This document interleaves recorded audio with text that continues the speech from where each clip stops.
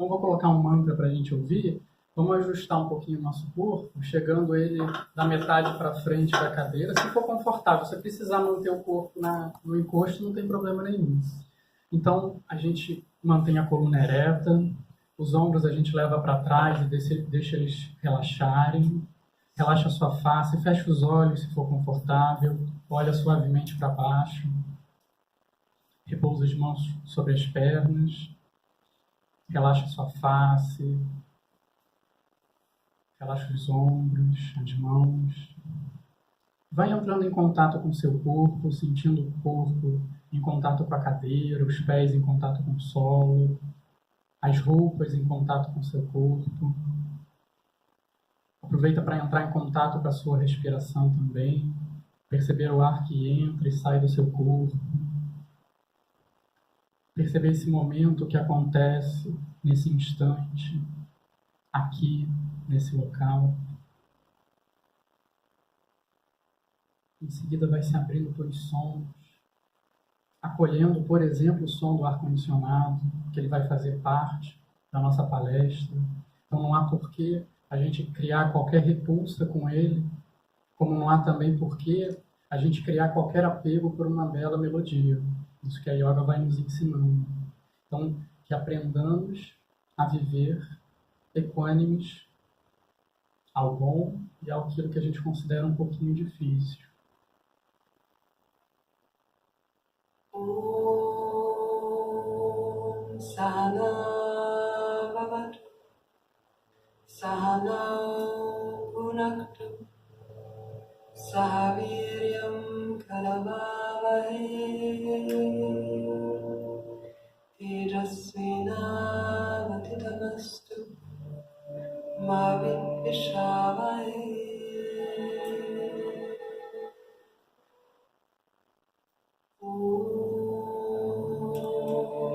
Sahana Bhavatu Sahana Bhunaktu Sahaviryam Karavavahe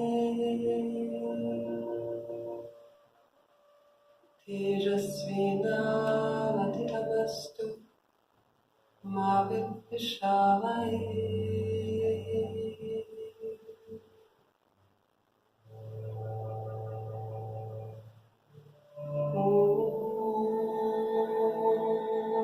Sahana Bhavatu Sahana Bhunaktu Sahaviryam Karavavahe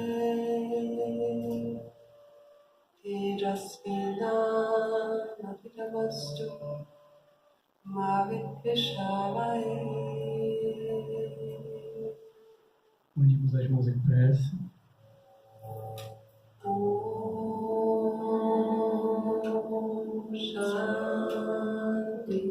Shanti, Shanti, Shanti.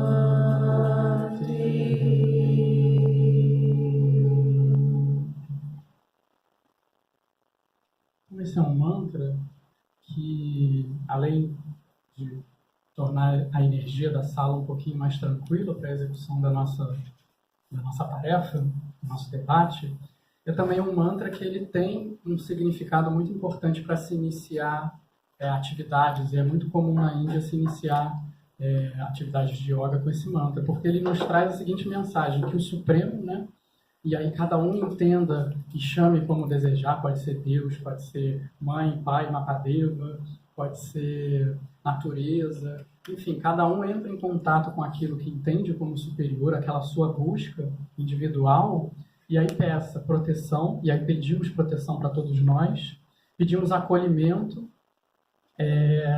que possamos unir as nossas forças para que essa atividade ela aconteça de uma maneira harmônica, que aprendamos juntos, né? Eu estou aqui para trazer um pouquinho do conhecimento, e provavelmente tem muita gente para trazer conhecimento também, então que possamos compartilhar esse conhecimento, e que não ocorra qualquer tipo de desentendimento entre nós, entendendo desentendimento como dúvida, né, como falta de um entendimento sobre um determinado assunto. Não tem qualquer relação com alguma briga, né, alguma coisa assim. Pelo contrário, né, analisando bem essa palavra, é desentendimento.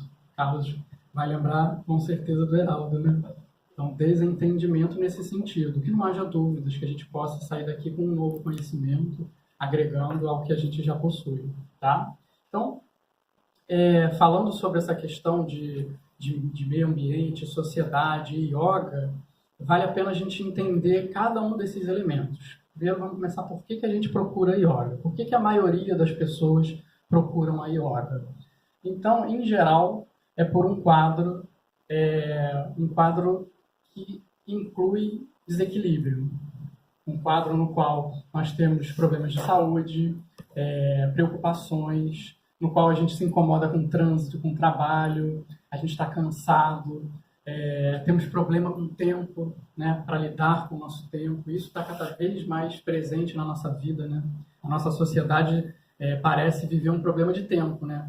A gente tem cada vez menos tempo para fazer aquilo que a gente gosta de fazer. Isso tudo a gente chama de estresse. Então, a maioria das pessoas em menor ou maior grau acaba chegando a yoga para melhorar um quadro estressante na sua vida. São todos? Não. Tem muita gente que vem aqui melhorar ainda mais. A vida está muito boa e eu quero melhorar ainda mais. Mas os que vão ser professores de yoga se acostumem a encontrar pessoas assim que, no geral, têm alguma dificuldade, às vezes muito grave. E essa dificuldade ela surge porque a gente, quem está acostumado a acompanhar as palestras do Carlos, as nossas aulas, entende que a gente abandona o momento presente. Como que a gente faz isso? Nós passamos muito tempo preocupados ao invés de realmente ocupados naquilo que a gente deveria estar fazendo, naquilo que o momento nos propõe a fazer. A gente vive transitando, viajando na nossa mente pelo passado, né, as lembranças, e pelo futuro, que são as projeções, os sonhos, aquilo que ainda não chegou. Isso tudo causa ansiedade e leva a quadros de depressão. A ansiedade nada mais é do que uma dificuldade da nossa mente em se colocar, se manter no momento presente. Então, os quadros de ansiedade crônica é quando a pessoa praticamente não consegue perceber aquilo que está acontecendo no exato momento. Ela fica o tempo todo transitando com a mente dela, através da mente dela, pelos pensamentos do passado e do futuro. E isso gera, então, muito estresse, isso gera uma incapacidade de perceber o que existe e o que se deve fazer no momento e na atividade que a gente está se propondo. Tá? Tem muita gente que acaba indo para quadros de depressão, de muito sofrimento, por conta dessa impossibilidade de viver o agora. E aí a yoga, né? Quem chega para yoga? Quem chega para yoga, logo no início ou com algum pouco tempo, já começa a perceber uma coragem para lidar com seus problemas, tranquilidade, alívio desses próprios problemas, começa a perceber um pouquinho mais como as coisas estão realmente acontecendo e como que ela, às vezes, aumenta muito as dificuldades que estão acontecendo na vida dela, começa a experimentar bem-estar e paz. Então, a yoga, com o tempo, aquela prática individual, vai nos levando, né, nesse caminho. E nada melhor do que trazer o professor Hermógenes, que é um exemplo vivo disso. Ele viveu num tempo, se não me engano, décadas de 40 ou 30, que é quando ele tem a tuberculose. Mas, enfim, há muito tempo atrás, quando a tuberculose ela matava. Então, uma pessoa que era acometida por essa doença, ela era dada como inválida e aguardar a morte. Então, o professor Hermógenes, ele acaba saindo do exército, é aposentado, e, enfim, para encurtar a história, ele encontra livros de yoga, ele passa a se dedicar a yoga, e quando todos diziam para ele que ele não ia conseguir, a yoga muda a vida dele. Então, nós temos uma foto dele aí, mostrando ele com mais ou menos uns 40, 50 anos, já depois de 15, 20 anos de prática de yoga, e uma outra foto dele com o mesmo biotipo, com 30 anos depois. Então, ele sempre nos coloca isso. A dedicação na yoga fez com que ele perdurasse muito bem, melhor do que todos nós, até os 94 anos. E disseminando isso tudo que ele tinha. Fez tanto bem para ele, a mudança foi tão grande, que ele seguiu esse caminho até o final da vida dele, dando exemplos, dando palestras, escrevendo livros, que são sucessos nacionais e mundiais também. O professor Hermógenes ele sempre colocou o seguinte: não importa quando você comece. Então, pode ser a idade que for, se você inserir a yoga na sua vida, sem dúvida nenhuma você vai ter uma série de benefícios, aqueles benefícios que a gente já conversou. O avanço, a melhoria da sua relação com a vida. Tá? E o nosso grande objetivo com a yoga, colocava também o professor Hermógenes, e a tradição nos ensina isso, que é a busca por refletir o perfeito. E aí cada um novamente vai chamar de perfeito como desejar. Deus, natureza, paz. Não vamos criar nomes. Mas a nossa busca tem que ser sempre pela perfeição. Então, nessa nossa busca, sendo seres imperfeitos, acho que já dá para perceber, né, que a nossa humanidade, de alguma maneira, ela precisa melhorar muito, né, e todos nós entendemos individualmente o que a gente precisa melhorar. Então, existem utopias, né, que é aquilo que eu quero buscar, mas não consigo chegar. Então, quando a gente supera o paradigma atual e chega até esse momento, uma nova utopia se faz presente. Então, é isso que a gente vai buscando a perfeição. Então, aquilo que a gente entende como melhor, como perfeito, na verdade é um ponto de vista que, quando a gente alcança, a gente percebe que tem um novo horizonte que a gente precisa seguir. E quando a gente está lidando com relações sociais e ambientais, isso acontece a todo momento. Então, eu espero que a gente aqui converse um pouquinho sobre um novo paradigma, uma nova utopia, né? Que talvez para alguns não seja tão distante assim, mas a nossa busca tem que ser, quando a gente atingir esse novo patamar, tem que ser por um novo patamar. É apenas um degrau dentro dessa caminhada, né? Aí quando cada um atingir a perfeição, vem falar comigo, que talvez eu esteja lá atrás, precisando de ajuda. Tá? Então, mas, ok, entendemos como que o indivíduo chega até a yoga. E como, será que eu vou conseguir ficar tranquilo e em paz no mundo conflituoso e caótico, que é o que a gente vive? A gente vive, eu acho que ninguém tem dúvida, que está difícil. Né? Não está fácil, não. Então, a grande questão eu vou para um estúdio de yoga, eu vou ficar sentadinho lá, ou vou praticar os meus asanas, aquele tapetinho é o meu universo, e ali eu vou viver em paz para sempre. A gente sabe que fica complicado se a gente está num mundo estressante e caótico. Né? Então, vamos só entender um pouquinho esses conceitos. Juro que não vou trazer nada muito acadêmico, é bem rápido mesmo, mas o que é sociedade? Né? Sociedade é um grupo de organismos da mesma espécie que habitam um certo período de tempo e espaço. Então, tempo e espaço são o que definem uma determinada sociedade, seguindo um padrão comum de hábitos. Então, a sociedade depende do ponto de vista.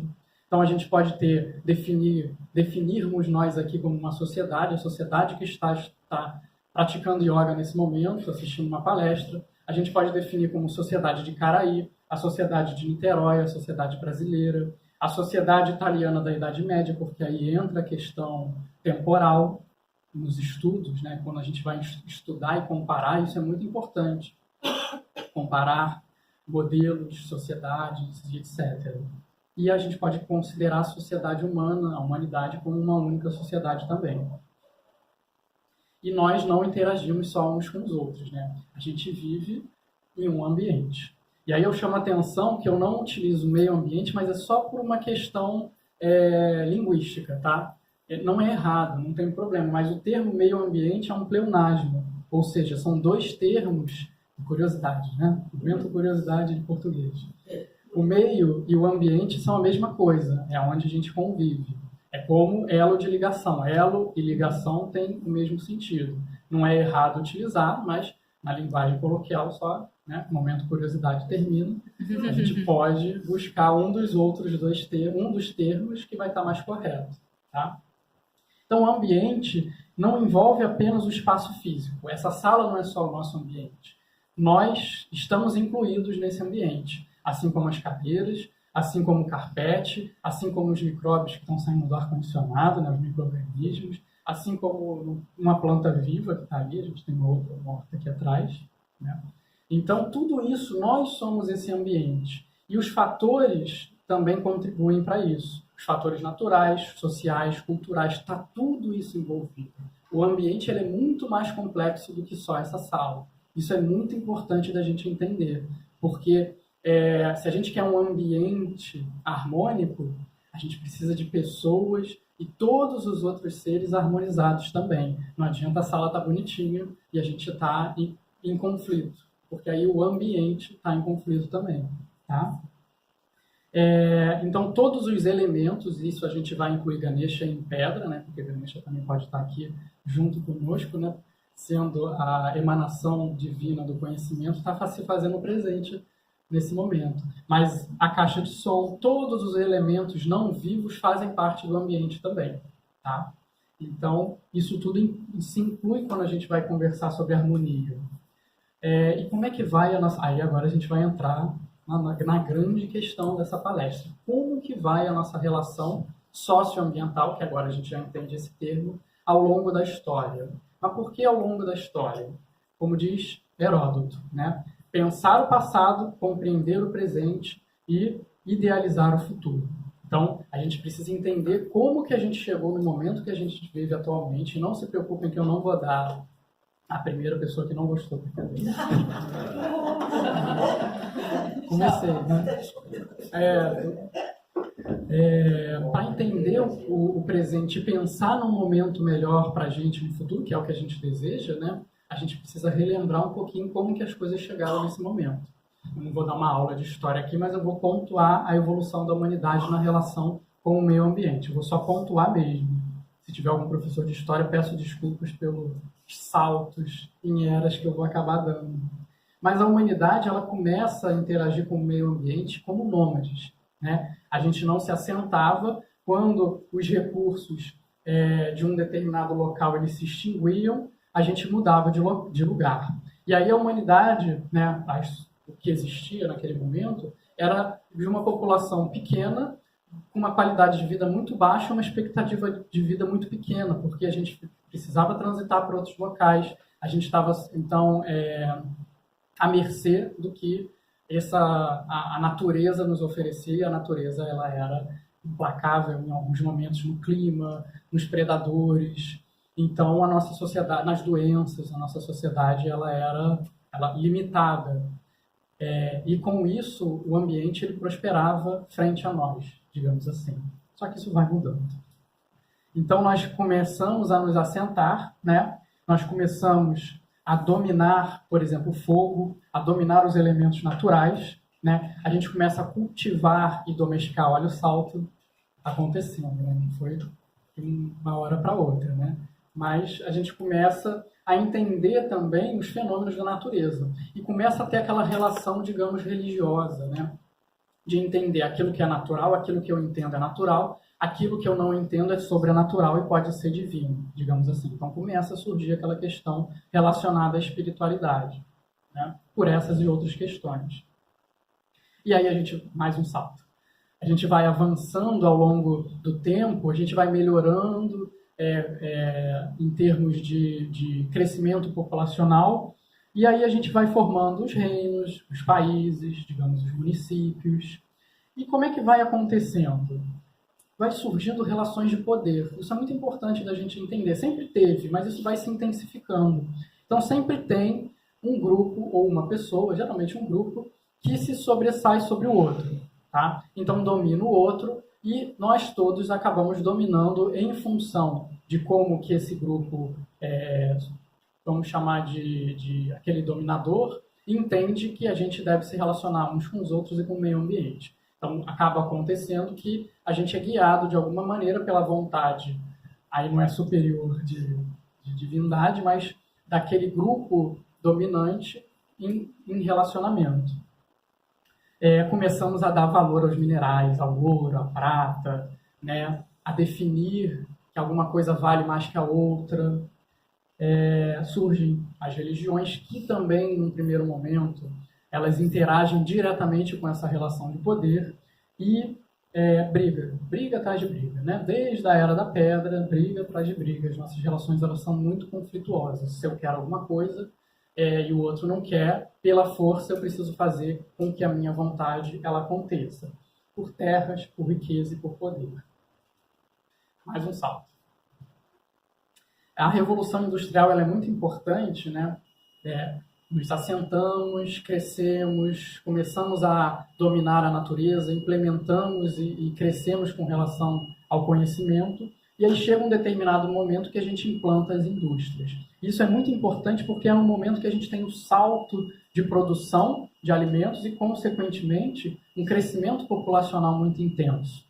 E aí, quanto mais gente, mais pressão sobre o meio ambiente. Tá? É assim que começa a acontecer. Surge, então, o petróleo, seus derivados, a utilização do carvão mineral, então a pressão sobre o meio ambiente em função da necessidade energética cresce muito também. E a ganância, ela se faz presente. E aí, para eu não dar mais saltos, eu vou logo encurtar a história. Tá? Para encurtar de uma vez e eu parar de pecar frente aos historiadores, né? A gente se desenvolve muito na diminuição, no encurtamento de barreiras e de distâncias. Então, a gente desenvolve o comércio e o transporte a nível mundial. A gente cresce cada vez mais exponencialmente como população e a gente explora riquezas de uma maneira geral, aquilo que a gente define como riquezas, né?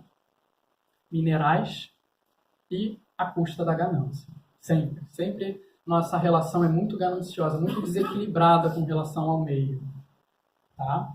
Então, isso gera guerras. Né? Guerras medievais, guerras há pouco tempo atrás e as guerras atuais, em busca daquilo que aquele que predomina, né? Aquele grupo que predomina, define como uma prioridade. Tá? Isso pode acontecer não só a nível mundial, como municipal e local também, e familiar. Né? O dominante sempre se coloca de uma maneira gananciosa sobre os outros. Então a gente não precisa ficar falando de Trump, de Estados Unidos, a gente pode trabalhar em nível local também, e a yoga nos pede isso. Tá? A gente vai conversar um pouquinho sobre isso. Chegamos à era tecnológica e hoje a gente domina o mundo, né? Literalmente, porque a gente tem conhecimento de tudo o que está acontecendo agora, nesse momento, em todos os locais, na palma da nossa mão, literalmente. Né? O nosso celular, hoje, transmite essa capacidade para a gente. Tá? E se a gente achou que com isso, e era o pensamento dos grandes filósofos da antiguidade, que a gente ia, com a tecnologia, sossegar, ficar tranquilo, melhorar as nossas relações, e a gente iria conseguir ter tranquilidade e paz para poder investir no lazer, para poder investir na nossa tranquilidade, no nosso bem-estar. Mas o que acontece? A gente não domina as emoções. A gente avançou muito na tecnologia, a gente avançou muito com relação à ciência, né? Mas a moral, ela não acompanhou. A ética e a moral não acompanharam, né? Embora a gente tenha muito conhecimento ético e moral, vou chamar de ética, né? Que é mais amplo, a gente tem o conhecimento, mas a gente não implementa isso. E a ciência é o contrário, né? A tecnologia, a gente tem o conhecimento e a gente coloca isso em uso, tá? E viramos um ser extremamente estressado, com muita coisa para fazer, com pouquíssimo tempo. E aí, né? Como que a gente está nesse momento, em função disso tudo? Nós estamos alguns em pânico, alguns com muita dificuldade, alguns vão bem, alguns ignorantes, enfim. É por aí que a gente vai caminhando. E o professor Hermógenes, ele chama esse comportamento atual, né, de normose.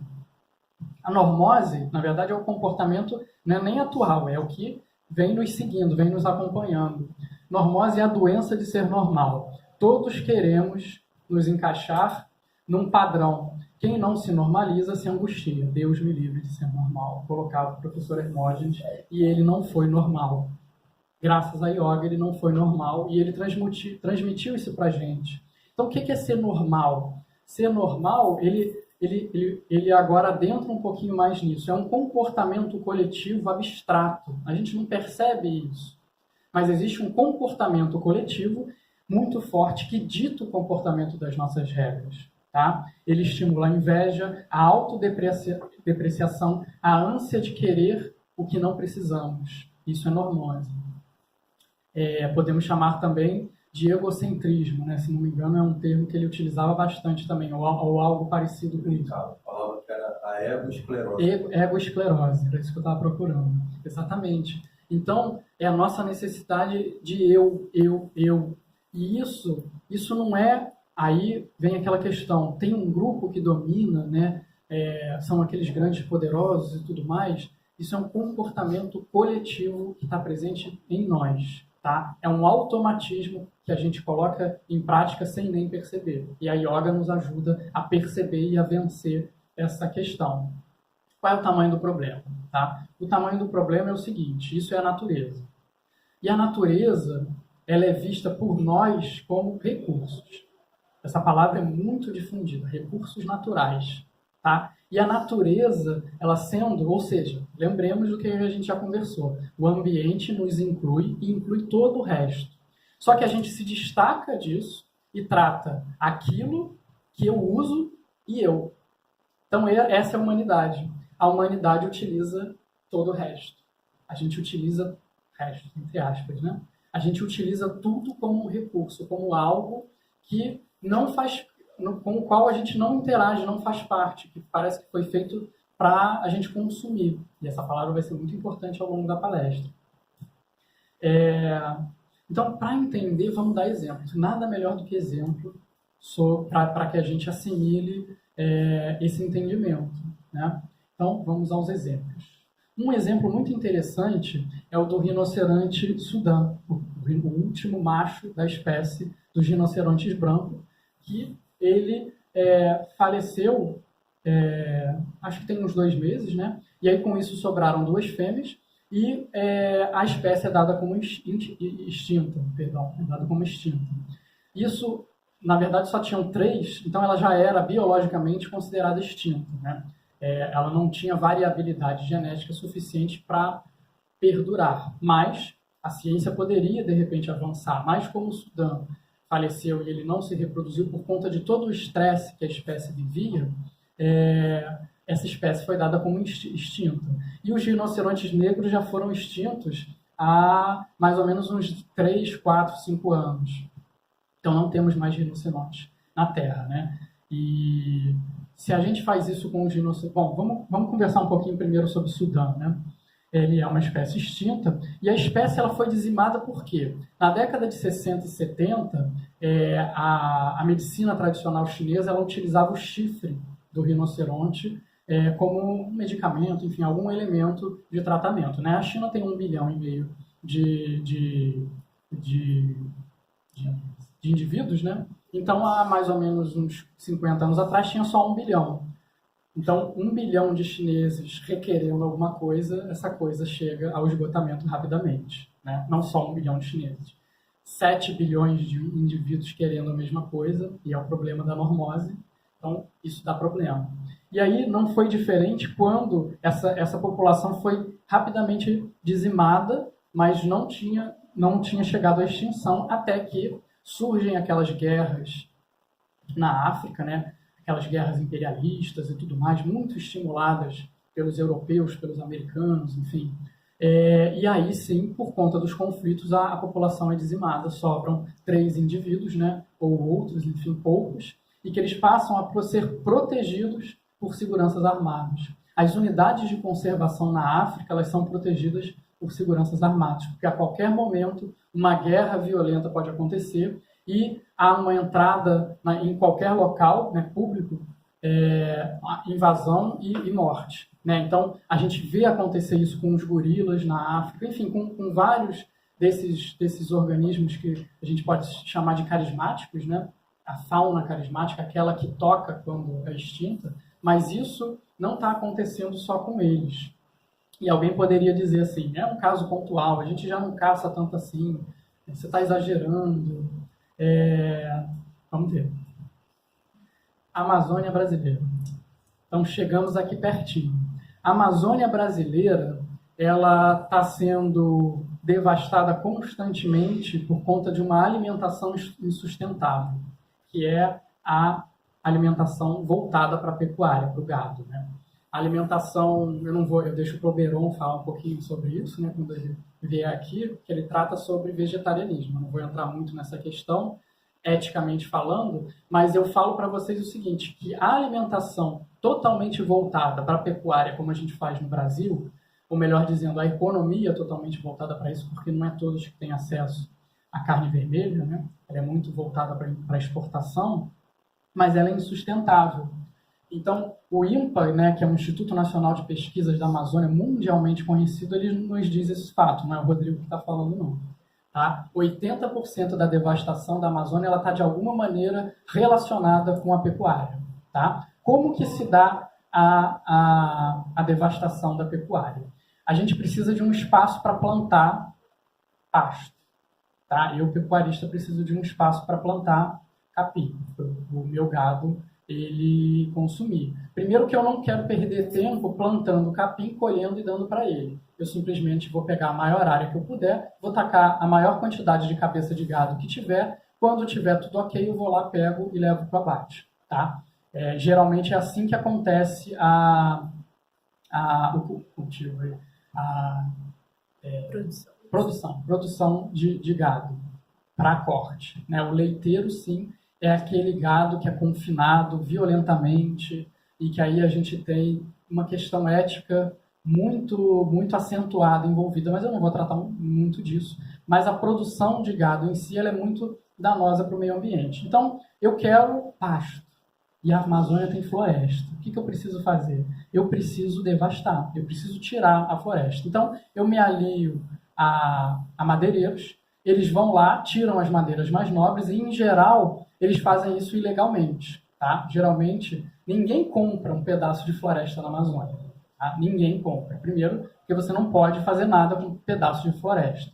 Você não pode devastar, você não pode utilizar. Então, primeiro você grila, você causa o dano e depois você regulariza aquela terra. É assim que as coisas acontecem na Amazônia o tempo todo. Tá? E aí o madeireiro retira a madeira e depois o que sobrou, o que não vai ser útil, eu vou lá e taco fogo para poder facilitar a retirada daquele material e o plantio do capim. Tá? E aí, o que tem a ver um campo de futebol? Porque a cada minuto, um campo de futebol e meio ele é devastado na Amazônia para a produção de pasto. Então, ao final dessa palestra, que vai durar um pouquinho mais de 1 hora, mais ou menos 90 campos de futebol a menos estarão presentes na Amazônia. A todo momento, 24 horas por dia, é isso que acontece. Tá? Fogo, retirada de madeira e formação de pasto. Basicamente é isso. E isso tudo leva à extinção de uma série de organismos que a gente não tem nem ideia que existam. Não são carismáticos, não vão fazer anúncio da Parmalat, como os rinocerontes. Então a gente não está nem aí para eles, a maioria. Né? O comportamento coletivo nos leva a não querer saber deles. Não me importa. Tá? Não são carismáticos. Tá? Mas são inúmeros pássaros, inúmeras plantas, inúmeros organismos que não conseguem fugir da queimada e eles são extintos, né? Alguns reduzidos, outros realmente extintos. Nós temos uma taxa de extinção muito grande, muito acentuada, em especial no Brasil, porque no Brasil e na Amazônia ainda temos muitas áreas intocadas. Né? No restante do mundo, isso já está ficando extinto também. Então, aqui as taxas de extinções, claro, a gente tem muito mais, acabam sendo muito acentuadas. E aí, como eu falei para vocês, só para pincelar, a alimentação não está em jogo aqui se eu devo comer carne ou não. Tá? A questão é como que eu vou comer essa carne. A alimentação baseada na carne, ela dessa forma que eu falei para vocês, ela consome inclusive água, muita água e muito, vamos chamar de recursos, eu peço até desculpas, eu coloquei errado, recursos, eu não gostaria de chamar como tal. Mas, de uma maneira geral, a gente gasta muita energia, falando de uma maneira ecológica, realmente, a gente gasta muita energia produzindo um boi. Né? Produzindo um boi, porque o boi acaba virando uma mercadoria. Produzindo um boi e uma vaca, a gente gasta muito recurso. E esses recursos físicos mesmo, como, por exemplo, o espaço, ele poderia ser utilizado para a produção de alimento que demandaria muito menos espaço, muito menos gasto energético, muito menos violência com o ambiente se fosse feito de outra maneira. Então, além disso, a gente produz grãos para alimentar o gado, e em especial o gado leiteiro. Então, a soja que é produzida no Brasil, que a gente come como ser humano, é resto do que sobra que é levado para a alimentação do gado. Então, a gente tem pasto e monocultura, tudo para alimentar o gado e basicamente para exportar, não é nem para a gente, né? A gente até, boa parte de nós aqui com certeza tem acesso, se quiser, à carne, né? Mas boa parte da população brasileira não tem acesso a isso. Come frango, come peixe, come o que der, os restos. E o gado libera metano, né? É isso mesmo, é o ponto do gado, é o metano e causa muito dano, porque a gente não está falando de 1, 2, 3, né? Nós estamos falando de uma população de abate de 200 milhões de cabeças de gado por ano. Então, é a população humana inteira, ou é a população existente, digamos assim, de gado, é mais ou menos de 200, é maior, superior à população humana. E a alimentação deles, eles são herbívoros, e para que essa alimentação ela aconteça com eles, que é diferente de nós, né? Nós somos onívoros. Então, eles têm uma série de reações químicas que liberam muito gás o tempo todo. Então, o efeito estufa está sim sendo agravado por conta da pecuária. E o resto, né? Bom, o resto da nossa alimentação. A gente falou um pouquinho da pecuária, vamos falar um pouquinho de como está a nossa alimentação de uma maneira geral. A nossa alimentação, de uma maneira geral, ela está regada por agrotóxicos. Cada indivíduo por ano consome, em média, 5 litros de agrotóxicos por conta da sua alimentação.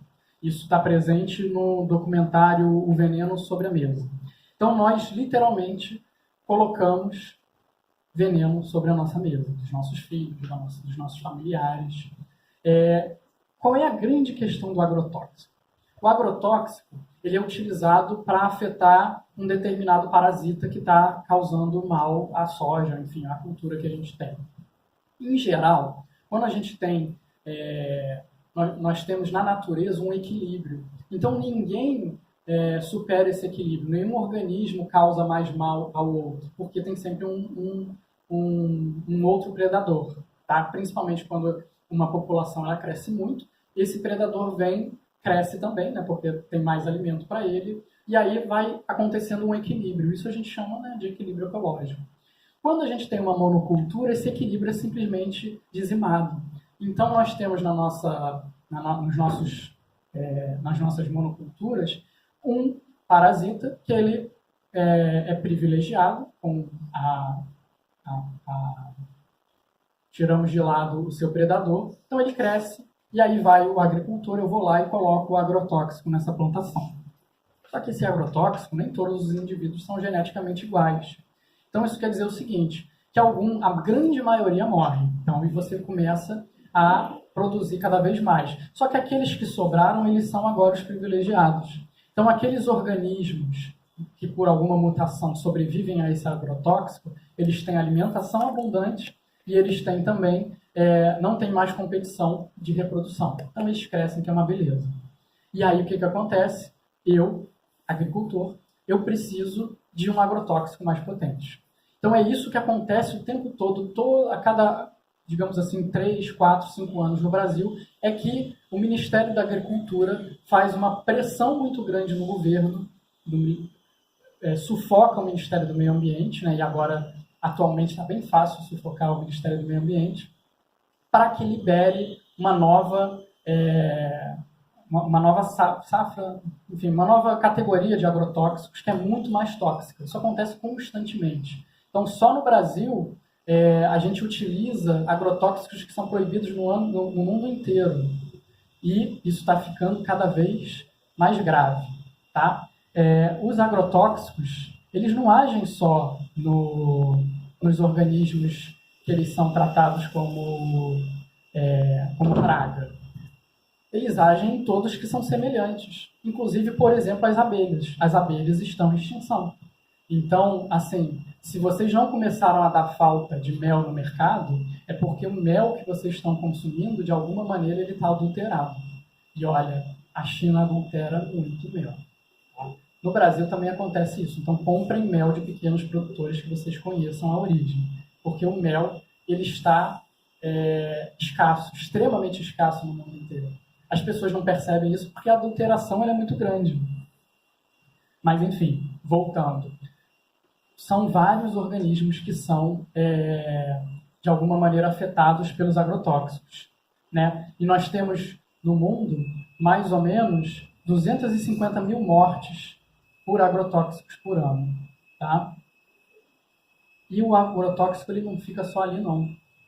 O agrotóxico, ele se espalha, ele está sendo borrifado, o vento leva.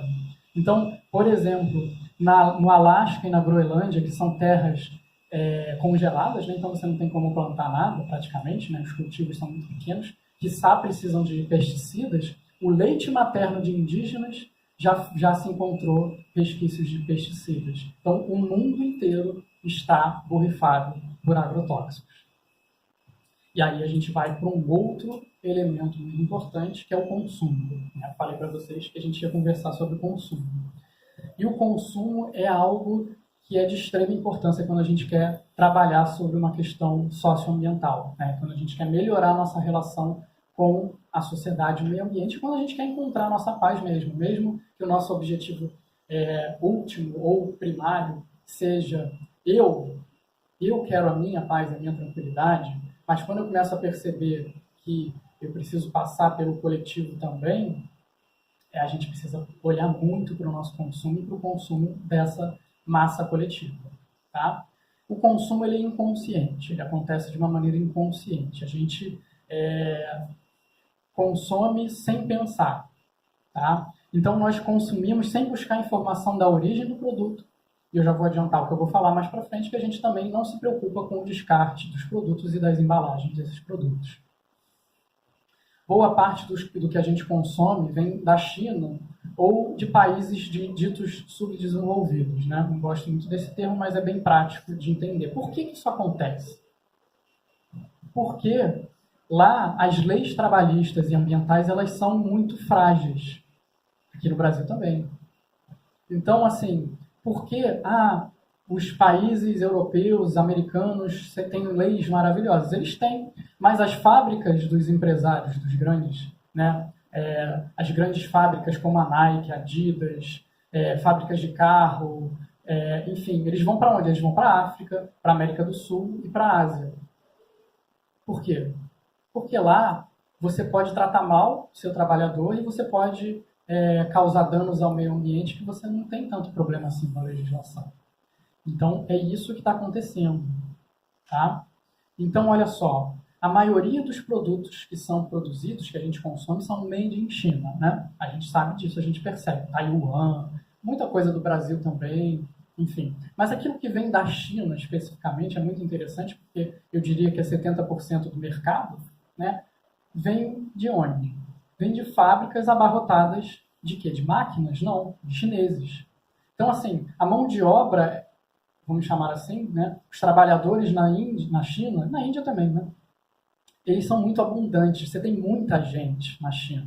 Então, as fábricas não se preocupam em automatizar a produção, né, aquelas máquinas montando sapatos, montando peças, montando bonecos. Não, você bota um monte de chinês para fazer, porque aí fica muito mais barato. E eles são praticamente descartáveis, porque já tem uma fila de espera muito grande. E, assim, sob condições de trabalho de 16, 20 horas, trabalho infantil é muito comum, trabalho escravo também. Então, assim, a gente não se preocupa com isso, mas isso está acontecendo o tempo todo, tá? Isso é uma fábrica em boas condições na China, tá? Vários chineses amontoados fazendo linhas de produções para determinados produtos. As joias da África. Quem já viu Diamante de Sangue, eu não preciso nem falar muito sobre o que acontece. Diamante de Sangue é um filme que fala sobre a exploração de diamantes na África. As joias, elas vêm de uma mineração baseada em exploração, tá? joias, o ouro. É basicamente isso que vem. Acontece no Brasil também. Então, assim, aquilo que chega bonitinho pra gente, né, como o filme vai mostrar, quem quiser assistir fica à vontade, né, é violento, mas é de uma riqueza de informação muito grande. Mas elas são carregadas de exploração ambiental, de exploração social. Tá? E na África isso acontece direto. A África é um caso à parte. E a gente tem várias Áfricas aqui no Brasil, tá? A gente não precisa ir muito longe para saber que isso existe, não. A mineração de grande porte, e aí todos os produtos de ferro, de alumínio e tudo mais, ela acontece também de uma maneira muito degradante. Então, essa é uma mineração de grande porte, provavelmente para extração de bauxita, de ferro, seja o que for, e recuperar, ou melhor, que esse ambiente se recupere, porque praticamente é difícil ter política pública de recuperação de área degradada pela mineração, é muito difícil. São anos, são décadas, são séculos para que isso se torne um ecossistema novamente. Tá? E a mineração, a gente acabou de ver a questão de Mariana, né? Ela não tem uma legislação, uma fiscalização muito eficiente nesses países ditos como nós subdesenvolvidos. Tá? As empresas, e entre elas a Vale, fazem muita coisa e é acobertada. Eu estive na Amazônia há mais ou menos uns 5 anos e tinha acontecido um desastre muito parecido com Mariana, só que em menor escala. Tá? Mariana foi uma escala extraordinária mesmo, mas é muito comum o rompimento de dutos de barragem, de rejeitos em áreas de mineração. E na Amazônia, isso vai para os rios com muita facilidade. Tá? Então é muito comum ir para lá, o afetamento é muito intenso, porque a Amazônia inteira, socialmente falando, acontece ao longo dos rios. Os índios, os ribeirinhos, os quilombolas, as grandes populações, metrópoles, tudo ao longo dos rios. E é óbvio que quem sofre mais são os mais pobres e o meio ambiente. Tá? Isso acontece o tempo todo. E é assim que as coisas costumam acontecer mesmo, através da negligência. É muito mais barato, é muito mais economicamente eficiente eu degradar e eu explorar do que eu fazer de maneira sustentável. Só que a longo prazo, o sustentável é sempre muito melhor. Porque quando você tem um dano, como você tem em Mariana, os problemas de saúde ambientais, a reversão disso é muito economicamente muito forte, o gasto que é dado com isso. Os problemas de saúde, por exemplo, que foram gerados em Mariana, são incomensuráveis. Então, assim, seria muito mais barato, por exemplo, para o Ministério da Saúde, que a questão de a nossa relação com o meio ambiente fosse preventiva e não da forma que é, né? A gente lidar com o problema depois de ele ter acontecido. Fala mais alguma coisa?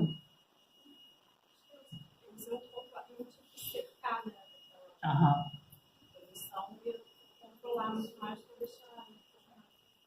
Pois é.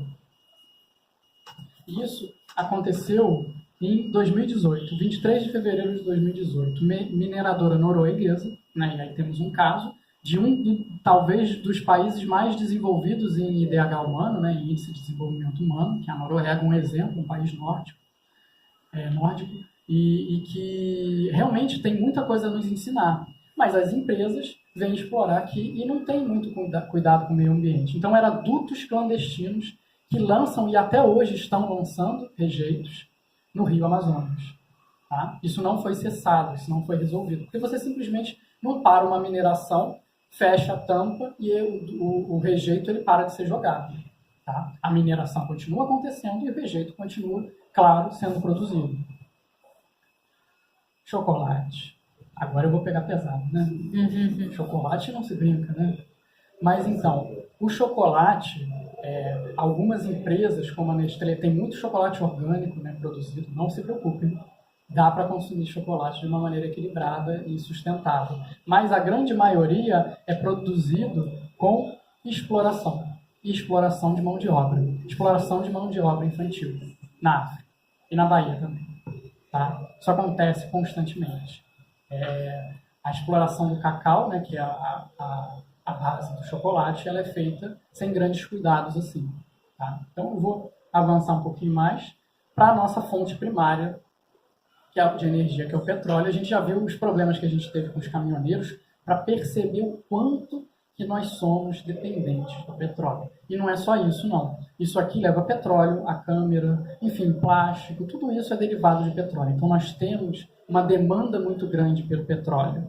E o grande problema do petróleo é, claro, a poluição, que é gerada de uma maneira pelo grande consumo são os veículos, né? Nós temos uma frota mundial gigantesca, a utilização de carros é uma política econômica global, né, da gente utilizar o meio de transporte baseado em petróleo, porque nós temos os grandes sheiks, os grandes produtores de petróleo, que querem vender o seu produto, né? Então, assim, isso tudo tem consequências, tem muitas consequências, o tempo todo, isso acontece o tempo todo. É porque a gente não fica sabendo da amplitude, mas você está furando um poço de petróleo em algum lugar, e hoje em dia geralmente é no meio do mar. Quando você fura, alguma coisa sai, pelo menos. E às vezes sai muita coisa. Então, no meio dos oceanos, tem petróleo vazando a todo momento. E aí a grande questão é, não vamos mais utilizar o petróleo? Não. Vamos mudar a base energética do planeta, do país, do município, a nossa, para que não seja tão dependente assim do petróleo. Mas há políticas que são voltadas para isso, para que a gente tenha um retorno econômico. E, em contrapartida, né, paralelo aqui no Brasil principalmente, nós temos a produção do álcool. O álcool gera muito trabalho escravo, muito dano ao meio ambiente. E o álcool também a gente não utiliza só como fonte energética para carro. A gente bebe também. E é muita produção. A Petrobras é a primeira empresa de produção do Brasil. E, em termos de mercado, ela compete não, né? Mas ela está ali junto com a Ambev. A Ambev produz álcool, né? Então, assim, nós temos ainda no Brasil essa questão relacionada com o álcool. Mas o álcool é mais sustentável? Em relação ao petróleo, sim. Mas tudo é uma questão de ponto de vista, né? Há formas de geração de energia muito mais sustentáveis do que a produção do álcool. E aí, se a gente falou de produção, temos que falar das consequências da produção, né? Para onde que vai o lixo? Para onde que vai aquilo que não serve mais? Vira lixo. Muito, muito. Eu estou falando de muito lixo, mas muito lixo mesmo, o tempo todo, a cada minuto. A gente tem caminhões e mais caminhões de lixo sendo jogados. E a gente pensa assim, mas a tecnologia avançou tanto, a gente tem saneamento básico de qualidade, a gente tem o caminhão de lixo passando aqui em Caraí quase todo dia, se não todo dia, não sei. A gente tem os aterros sanitários sendo preparados para receber o lixo. O Brasil é muito grande. Não se resume a Rio de Janeiro e São Paulo, as metrópoles, né? A grande maioria do país e do mundo, o lixo é jogado na porta de casa ainda daquela mesma maneira cultural que a gente via há anos atrás por aqui, continua sendo.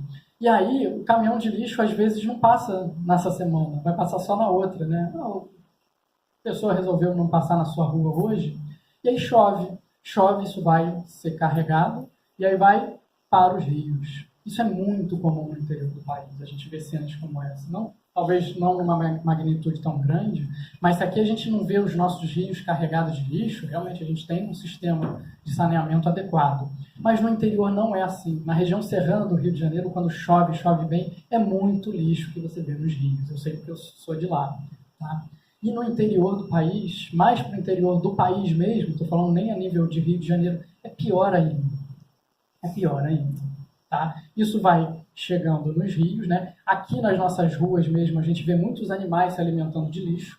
E aí ele não come só o restinho do alimento, ele come o plástico também. Então a gente tem muita intoxicação alimentar de animais de rua por conta do alimento. E a gente tem também problemas relacionados com a vida marinha. É para aí que o lixo vai. Tá? O lixo, boa parte, vai para o mar do rio, o rio deságua no mar, e é lá que chega esse lixo. E assim como o cachorro come, a baleia também come, a tartaruga também come. Então é muito comum, né, que quando você você disseque um animal que você encontre morto, né, os biólogos fazem muito isso, nós, né, que eu também sou, eu não faço não, eu era botânico. Então, mas você encontrava plástico, pelo menos alguma coisa, quando não 29 quilos de plástico dentro de uma baleia. Tartaruga também come muito saco plástico porque ela se alimenta de água viva. E o saco plástico na água ele fica boiando como se fosse uma água viva.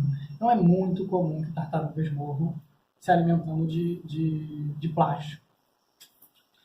A Argentina já tem uma ilha de plástico onde vive comunidade de pinguim. Isso. Então, exatamente, é assustador. Então temos populações vivendo em cima do plástico. E a questão ela é tão grave que nós já temos continentes de plástico. Pouca gente sabe, mas nós já temos vários continentes de plástico no meio do Pacífico e do Atlântico. Vários continentes de plástico com mais ou menos 5 metros de espessura, com muito, muito plástico. As correntes marítimas, elas levam tudo, né? Vocês conseguem ver que as setas mostram que elas acabam em algum ponto do planeta, né? Que o planeta é um globo, circulando. Então, as correntes marítimas acumulam, levam à acumulação do plástico. Então, além disso, locais como o Havaí, praias praticamente desertas, estão cheias de lixo. Lixo que vem da China, por exemplo. As correntes marítimas estão levando lixo para o Havaí, por exemplo. Para todo local, né? Para a Bahia. Só um adendo assim, que eu estou lembrando muito dessa coisa da conscientização. E aí, meus pais moram em Unamar. E lá Unamar. É distrito de Cabo Frio, fica perto de Rio das Ostras. E ali não é considerado uma cidade grande, assim, né? E é interessante que duas coisas que eu observo lá é essa coisa que eles exploram muito ainda, essa coisa de carroça com boi, né? E você vê os animais, assim, que eles exploram até o final, ou deixam ele no sol, assim, você vê que eles não têm muita preocupação com o bem-estar do animal. E tem uma praia lá que é muito vazia a praia. Normalmente não tem ninguém na praia. Quando tem fim de ano e carnaval, você vê a praia nesse estado. Assim, é interessante isso. A praia ainda é muito vazia, mas quando as pessoas vão muito para lá, você vê a praia acaba... Então, essa coisa da conscientização também do que a pessoa, o ser humano faz, assim, no local, fica nesse estado, assim, é impressionante. E isso é por conta do quê? Do turismo. E o turismo, ele acontece o ano inteiro, ele é muito estimulado, principalmente nessas cidades, assim, Carnaval, Ano Novo, Corpus Christi, tudo é estimulado para que tenha turismo, que o turismo aconteça. Então isso não é de vez em quando que acontece. É todo ano, 2, 3, 4 vezes por ano que você tem uma quantidade muito grande de lixo sendo dispensada pelos turistas, que não têm consciência ecológica. Não temos todos nós essa consciência. Mais alguma coisa? E o nosso consumo? Estamos falando de consumo. Nós somos violentados a consumir. Nós somos Por que a gente tem tanta vontade de comprar? Isso vem da gente? Em parte, sim. Né? Nós temos um vazio existencial. Mas alguém aproveita isso para se alocar nesse nosso vazio. Tá? Nós temos, então, técnicas de convencimento que são muito poderosas. Né? Nós temos estudos de publicidade e marketing, hoje muito relacionados com psicologia, por exemplo, de como influenciar a mente a querer consumir. Inclusive a publicidade infantil. Né? A gente acha que hoje em dia a gente teve um controle da publicidade infantil na TV, mas a gente agora tem a internet. E na internet isso é violentíssimo. Só o último, né? Não, pode falar. Essa coisa da publicidade infantil também é uma coisa interessante que a gente tem observado, que as minhas enteadas, elas têm 8 e 9 anos. E elas assistem aqueles canais de desenho da Sky, que só passa desenho. O único comercial que passa, além de desenho, é só propaganda de boneca, Sim. de jogo, só para comprar. Isso incomoda. Por que a Globo tirou os programas infantis da sua grade da manhã? TV Colosso, Xuxa, etc. Por que mudou? Porque foi proibido ter publicidade infantil. Então já não interessava mais. Não tinha porquê. Por que eu vou dar um programa para criança se eu não posso vender para ela nos intervalos? Então é por isso que mudou. né? Então, assim, a publicidade, ela é muito, muito forte. Por exemplo, o Patati Patatá, entre outros, mas eu vou citar eles. Eles fazem venda durante o programa deles. Eles oferecem produtos, os shows dele. Vá no mercado tal, compre tanto e você ganha um ingresso pro meu show. As coisas acontecem nesse nível. Aquele dupla de youtubers, né, que tem, que eu não me lembro o nome, né, mas que são muito famosos hoje em dia. Isso, como é o nome? Felipe Neto. Felipe Neto. Ele é famoso. É que muitos de nós podem não conhecer, mas é uma febre entre as crianças. Meu Assim. sobrinho de 9 anos é enlouquecido. Pois é, e eles vendem o tempo todo produtos deles, shows, é tudo relacionado com o consumo. É Meu impressionante. sobrinho tem que desligar o podcast aqui, Pois tirar é. da frente. Tá vendo? O Literalmente poder de assim. convencimento é muito Para forte. de ver ou eu vou desligar a televisão. Tá vendo? É nesse nível. Sempre, cada vez mais, sempre. Tá? A coisa está ganhando um avanço, né? uma sintonia fina de você conseguir fazer a pessoa consumir, que é impressionante. A gente mesmo, né? A pessoa, nós, incluo. Né? É assim que as coisas acontecem. A gente não sabe, mas a gente quer consumir. Ainda mais se for em 12 vezes sem juros. Hoje tem essa facilidade também, né? De consumo. Que não é errado não, né? Popularizou para que as pessoas tenham acesso também. Isso é maravilhoso. Só que as coisas estão num nível assim, vamos consumir qualquer coisa a todo momento, né? Me parece, o que está acontecendo na TV? Se você passar desodorante depois de come salsicha e aí compra uma máquina de lavar, só não é feliz que é um idiota. Então a gente parece que é convidado a consumir porque é assim que a gente vai ser feliz. É assim que a gente vai preencher o nosso vazio. E a publicidade está em tudo, em todo local, de todas as formas, na Ponte Rio, Niterói, né? No trânsito, no seu celular. Quando você faz uma busca na internet, imediatamente o Google já te apresenta no seu site de notícias produtos parecidos com aquele. Tá? Nós somos investigados o tempo todo. A Google sabe de tudo de vocês. Sabe que essa palestra está acontecendo, a polícia já está aí na frente. Prender todos nós, apagar, né, igual no MIB, Homens de Preto, apagar nossa memória. Quem quer nos convencer? É claro que a gente tem que falar que é o Papai Noel. São os poderosos, aqueles que atingiram, de alguma maneira, o poder em escala global, né? Então, que eles têm o poder midiático também. E aí eles querem vender os produtos deles, né? São várias pessoas. Então, a riqueza mundial, de alguma maneira, ela é agregada em pequenas populações, vamos chamar assim, né? E essas pessoas, elas querem estimular os outros a consumir. Mas lembrem o seguinte, o professor Hermógenes falou em um comportamento coletivo. Nós, em menor escala, fazemos a mesma coisa. Então, assim, não é porque são eles. Eu não vou entrar nessa questão da gente apontar o dedo para o rico, o bilionário. Ele tem um problema que ele gera, é claro, uma consequência muito maior. Mas a gente está falando de ordem. Então, a gente tem que levar em conta que talvez nós, com o poder e o dinheiro que eles têm, nosso comportamento ligado a esse coletivo abstrato nos levaria a fazer a mesma coisa. E a gente quer mudar o comportamento coletivo. Então, não adianta apontar o dedo para alguém. Mas é interessante saber, sim, que existe que esse comportamento coletivo leva essas pessoas mais bilionárias a querer, de alguma maneira, explorar os outros, mas tudo é uma questão relativa de ponto de vista, né?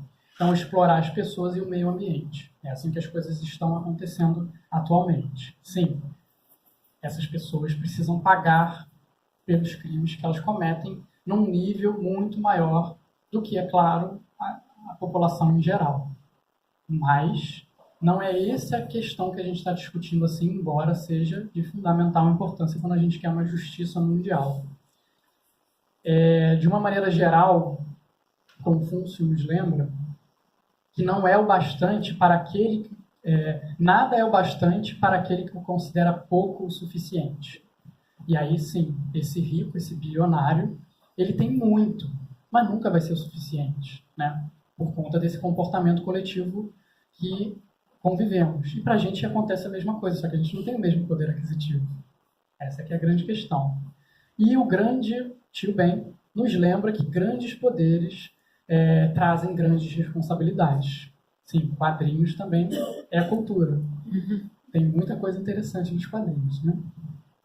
Mas para o poderoso, o caos causado é muito maior. Isso é óbvio, né? Então a gente tem que trabalhar para que a justiça dê conta disso, por uma questão ética. Mas lembremos que a gente está falando numa palestra de yoga. A gente não pode condenar alguém, condenar o rico, condenar o mais rico, o bilionário, o trilionário, né? Todos nós sofremos por conta desse comportamento coletivo existente, tá? Já falei de justiça, sim, o bilionário tem que ser punido. Mas todos nós precisamos pensar que, inclusive, ele sofre.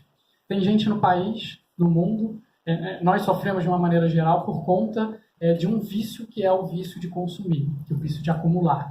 Nós temos um vazio que queremos preencher com algo material. Quando a gente percebe que esse material não supre as nossas necessidades, a gente quer outro. Nós não temos, de uma maneira geral, e isso inclui também os bilionários, a menor ideia do que realmente é felicidade. É uma ânsia, é uma vontade de ser feliz, mas a gente não sabe o que é. Tá? Então, todos nós não sabemos como nos livrar disso. E passamos a vida sofrendo, acumulando, sofrendo, acumulando, sofrendo. Nos preocupamos mais em ter do que em ser. E isso vai acontecendo, como diz a professora Lia diz, que é uma pessoa pouco conhecida na maioria, mas ela está sempre com a Monja Coen em Marcos Rojo e em alguns eventos que eles participam, né? Ela diz: queremos amenizar o sofrimento com grande abundância de objetos, a tal ponto que após o consumo de um, imediatamente já estamos planejando o próximo, porque não supre. Quando a caixinha chega do Sedex, você abre, você olha, você até fica um pouquinho feliz, aí depois você pensa assim, mas vamos ver o que tem lá no Google. E aí a gente já vai procurar de novo. Isso é o que o comportamento coletivo nos leva. E aí não é nem tanto influência do consumo, está dentro de nós. Consequência disso tudo, para a gente já passar para a parte da yoga rapidinho, é que nós vivemos um mundo de saúde social deficitária, com muito crime, muita violência, muito abuso de drogas e álcool para esconder um pouquinho o problema, né? Nos ajudar a maquiar essa questão, lares distorcidos, instituições públicas insatisfatórias e privadas avarentas, e por aí vai, né? Não preciso citar mais muita coisa. E com isso tudo, será que é possível a gente encontrar nossa paz? Aí é que a gente vai agora começar a entender como é que a gente supera isso. Eu não vim só massacrar a gente, não. Tá? A gente vai conversar um pouquinho que é preciso analisar o nosso comportamento individual frente a essa realidade coletiva. Não dá para botar a culpa no capitalismo, enfim, o sistema tem os seus problemas, tudo tem que ser melhorado, mas passa por uma análise individual. A gente está numa palestra de yoga, temos que lembrar disso, que a gente precisa pensar em qual é o nosso papel frente a isso. Precisamos ter em mente que todos sofremos, de alguma forma, alguns de fome, de trabalhar, outros de consumir, tá? Não há um sofrimento melhor que o outro. Eu não quero ser bilionário para poder ter o sofrimento do bilionário. Eu não quero... aquela pessoa que sente fome, ela não quer deixar de ter fome para sofrer o que a gente que não passa fome sofre, entendeu? Isso é muito importante da gente entender. A gente não pode querer transpor a barreira social e econômica para ter o sofrimento do outro que é melhor que o nosso. Porque só quando a gente vive realmente o sofrimento do outro que a gente vai entender que o sofrimento é igual, existente, e que aí a gente precisa pensar em como amenizar esse sofrimento de uma maneira geral. Aí vem a yoga. Nem... E aí vem a yoga. Estávamos falando de vocês. Amenizar dores, sofrimentos. Eu falei tudo que a gente está fazendo de mal, e agora eu vou dizer como que a yoga pode nos ajudar nisso tudo. Ei, pequena! E aí surge vocês. Então vamos encerrar a palestra. Ela só consome leite materno. Tá vendo? Sustentável. Né? Então como que a yoga pode nos ajudar nisso tudo? Tá? A yoga, ela nos ajuda nesse pensamento de como superar as nossas dificuldades, seja qual for a dificuldade. Quando a yoga que a gente está acostumado a praticar, né, eu não sei se a maioria das pessoas pratica yoga aqui, boa parte eu sei que pratica, a yoga que a gente costuma praticar é a Hatha Yoga ou algo que surge da Hatha Yoga. Tá? A Hatha Yoga é aquela yoga voltada para o corpo. Mas assim, para quê? Eu quero ter um corpo mais bonito, mais definido, mais estético? Não. A Hatha Yoga, ela busca a espiritualização do corpo. Isso é fundamental para a gente entender. Quando a gente está em cima do nosso tapetinho de yoga, aquele tapetinho é o nosso universo. Então, nós somos o nosso universo. Nós somos, ali naquele momento, um laboratório. Então, o que a gente está fazendo ali? Experimentando a questão ética, e a ética a gente já vai ver logo, que é a base da yoga. Então, quando eu estou ali sozinho, sendo guiado por um professor ou praticando a minha yoga, eu vou perceber que o que eu estou vivenciando ali é como eu trato o mundo. Então, se eu sou violento comigo, se eu não tenho paciência, se eu quero que acabe logo, se eu quero diferente, se aquele professor está falando muito, seja o que for, eu estou reproduzindo como é a minha relação com o mundo. E aí, a partir do momento que dentro daquele tapetinho eu passo a entender isso, eu passo, então, a ter um melhor relacionamento comigo. Né? Às vezes eu posso ficar assim, caramba, eu não alcanço o meu pé, o meu vizinho ali está chegando, pegando meu pé, indo na sola, e eu não chego nem no joelho. Né? Aí vem a inveja, tomara que ele se machuque. Enfim, surgem alguns pensamentos dentro de nós que são egoístas. E aí, essa relação individual que a gente vive dentro de uma sala de yoga é a nossa relação com o mundo. Não passa nada de diferente disso. Ela só é um pouquinho menor, mais ampla, menos ampla, melhor dizendo. E aí o nosso corpo passa a ser o nosso laboratório dentro da prática da Hatha Yoga. E aí, com isso, a gente melhora a nossa relação conosco mesmo, com o vizinho de tapetinho, com o professor, que às vezes fala muito. Eu falo muito. Graças a Deus, ele fala muito disso. E aí a gente pode levar isso para o mundo. Consequentemente, a gente leva isso para o mundo. Tá? É um fato. Quando você começa a se tratar melhor, ter uma relação melhor com aqueles poucos colegas, você leva isso para sua casa, você leva isso para a sua sociedade, você leva isso para o mundo inteiro. A gente aprende a ter ética. Eu chamei de ética empática, porque nem todo mundo entende o quanto que a empatia é importante na ética. E a empatia é você perceber o sofrimento do outro sem precisar viver esse sofrimento. Então, é muito importante que a gente passe a perceber a importância da yoga como um elemento de aprofundamento e crescimento ético. Tá? Então, a base da yoga, eu juro que eu estou acabando. Tá tão bom, acaba dela. Então tá bom, porque tem mais uma meia hora. Eu tava brincando quando eu tava acabando, era só para dar esperança. Isso é legal. Então, olha só. Yamas e niyamas é a base da yoga. É a base, literalmente, da yoga. Tá? É o que a gente, no curso de formação, né, nós temos duas alunas de duas turmas diferentes, sentadas uma lado a lado da outra, sem nem saber disso, né? Mas, pois é. É o que a gente começa aprendendo no nosso curso de formação.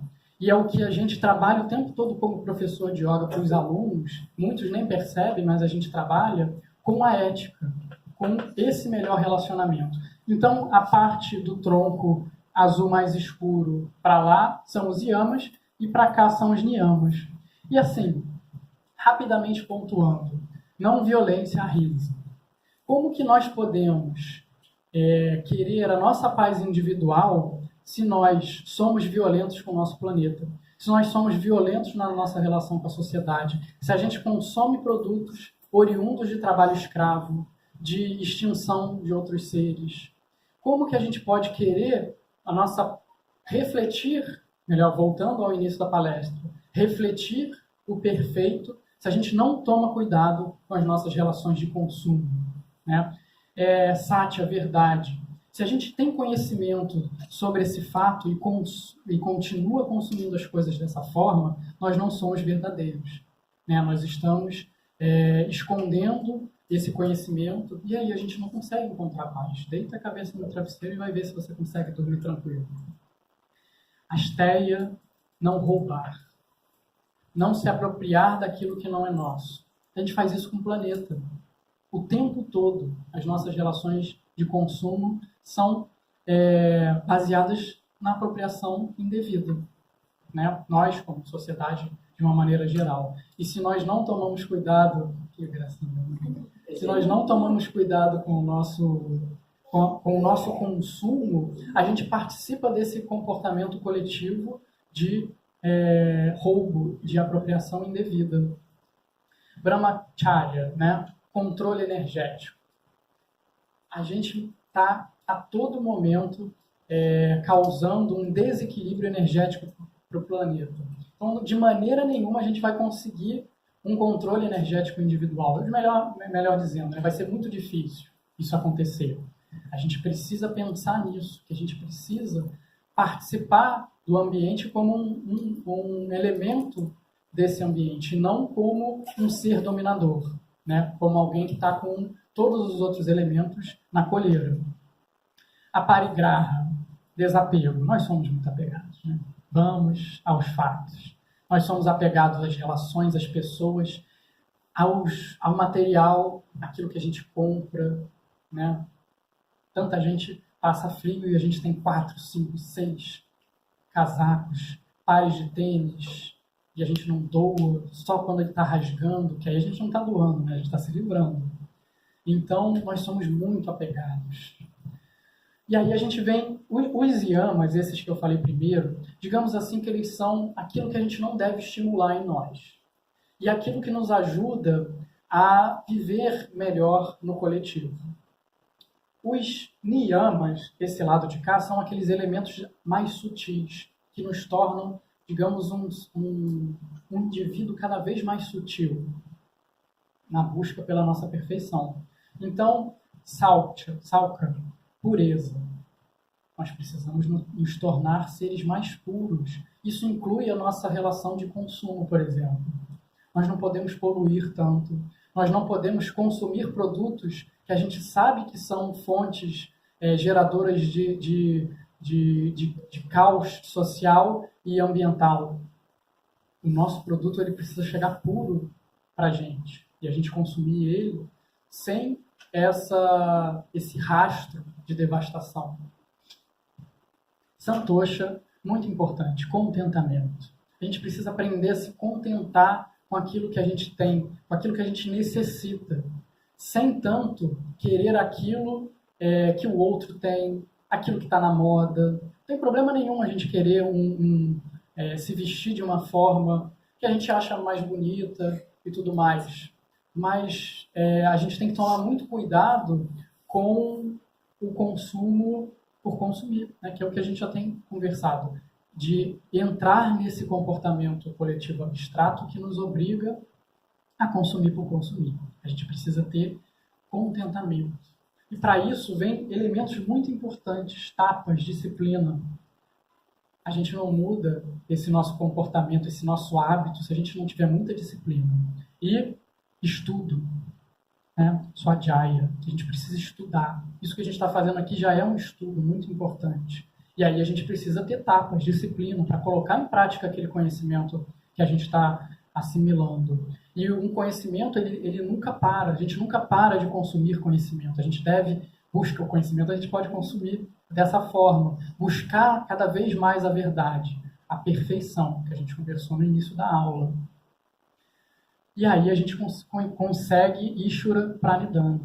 A gente nunca vai conseguir se entregar àquilo que a gente conhece, entende, melhor dizendo, como divino, como superior. A gente nunca vai abrir o nosso coração para isso, para a perfeição que a gente tanto busca, se a gente não buscar todos os outros elementos.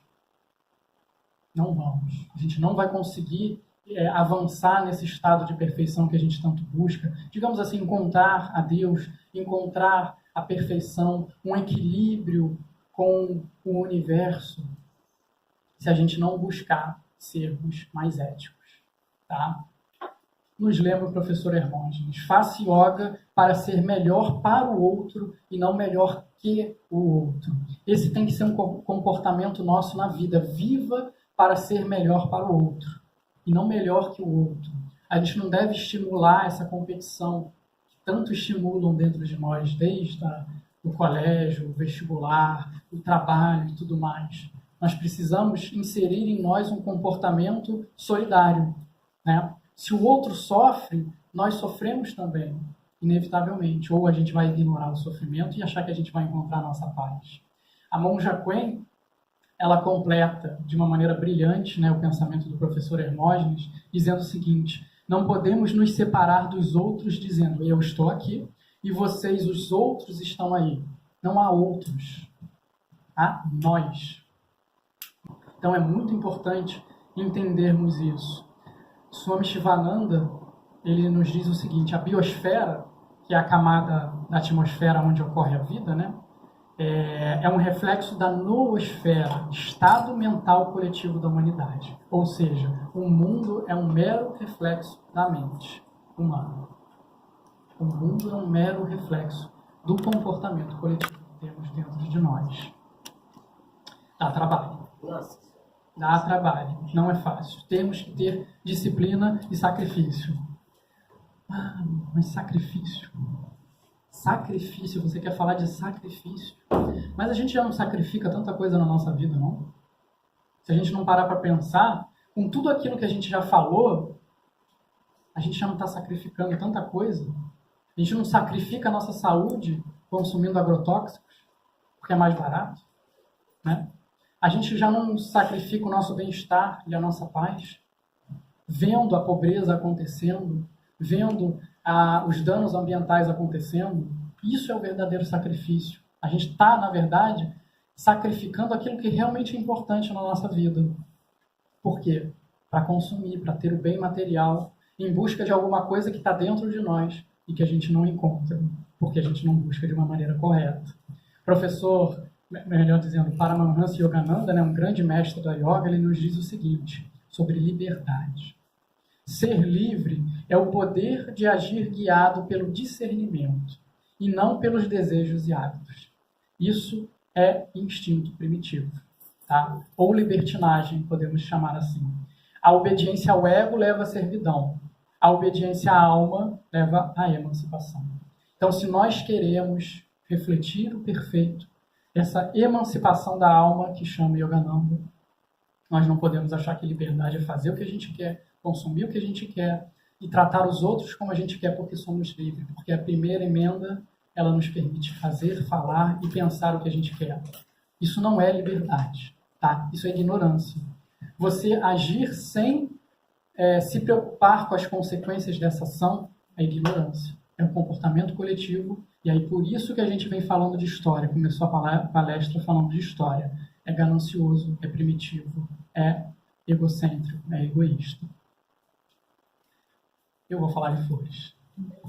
Para não dizer que não falei de flores, tem muita coisa acontecendo boa por aí, tá? O nosso comportamento coletivo, de uma maneira geral, podemos dizer que está em transição. Essa transição é lenta, se pensarmos historicamente falando. Se pensarmos em termos de evolução histórica da humanidade, a gente está bem avançado nessa melhoria. Mas se a gente pensar na nossa vida, né, que a gente quer que isso aconteça rápido, e não para aqueles que virão no futuro, isso está um pouquinho mais lento. Mas está acontecendo muita coisa boa. O conhecimento científico que avançou para fazer com que a gente consuma cada vez mais, ele também avançou para outras vertentes. A medicina está avançadíssima, né? A ciência, de uma maneira geral, ela está muito avançada, né? Não sei se a gente está transmitindo essa palestra ao vivo, mas a gente está gravando e vamos colocar isso e o mundo inteiro vai poder assistir, né? A gente transmitiu a do Carlos ao vivo, tinha várias pessoas assistindo que não podiam estar lá. A informação, o conhecimento está circulando de uma forma muito avançada, né? Saindo daqui, você pega o celular, você sabe tudo que está acontecendo no mundo.